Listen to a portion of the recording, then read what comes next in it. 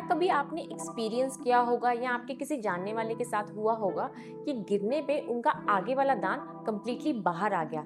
क्या वो दांत फिर से रीअटैच हो सकता है? इसका आंसर है यस, वो टूथ फिर से रीअटैच हो सकता है। इसमें सबसे ज्यादा मैटर करता है टाइमिंग्स। जो हमारा गोल्डन टाइम पीरियड होता है वो 15 मिनट्स।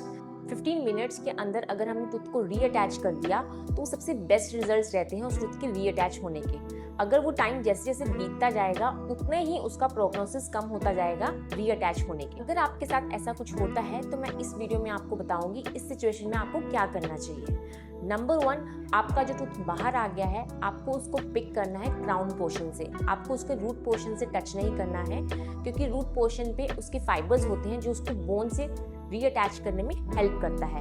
अगर वो टूथ डस्ट से डर्टी हो गया है तो आपको उसको मिल्क से क्लीन करना है और आपको फिर से उस जहाँ से वो निकला है उस सॉकेट में प्लेस करना है और थंब प्रेशर लगाना है जिससे वो अपनी जगह पे चला जाए। अगर आप थंब प्रेशर नहीं दे पा रहे हैं तो किसी हैंकी को फोल्ड करके भी आप बाइट कर सकते हैं और इमीडिएटली आप अपने डेंटिस्ट के पास जाएं।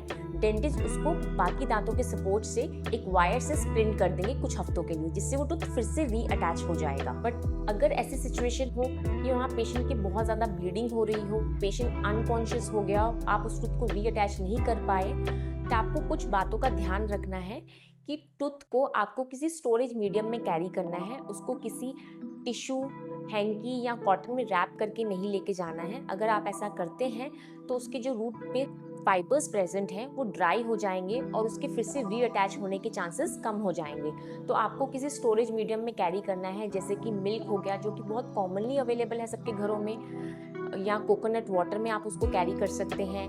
फार्मेसी से स्लाइन ले सकते हैं या फिर पेशेंट्स ओन सलाइवा आप उसको कंटेनर में स्पिट करके उस टूथ को कंटेनर में लेके जा सकते हैं डेंटिस्ट के पास। नेक्स्ट जो इम्पॉर्टेंट थिंग है, जैसे ही डेंटिस्ट उसको स्प्लिंट कर देते हैं टूथ को, आपको ध्यान रखना है कि विदिन 2 वीक्स आपको उस दांत में आरसीटी करवानी है क्योंकि वो टूथ बाहर आ गया था, उसकी ब्लड सप्लाई कट ऑफ हो चुकी है तो वो टूथ डेड हो चुका है, तो उसमें रूट कैनाल होना बहुत ज़रूरी है। अगर हम ऐसा नहीं करते हैं वो टूथ उस टाइम तो रीअटैच हो जाएगा लेकिन धीरे धीरे जो उसके अंदर जो इन्फेक्शियस प्रोसेस है वो कंटिन्यू रहेगा और कुछ सालों बाद आपको पता चलेगा वो दांत फिर से हिलने लग गया है क्योंकि जो उसके आसपास की जो बोन थी और जो अंदर की टूथ की रूट थी वो गल चुकी होगी कुछ इस तरह से।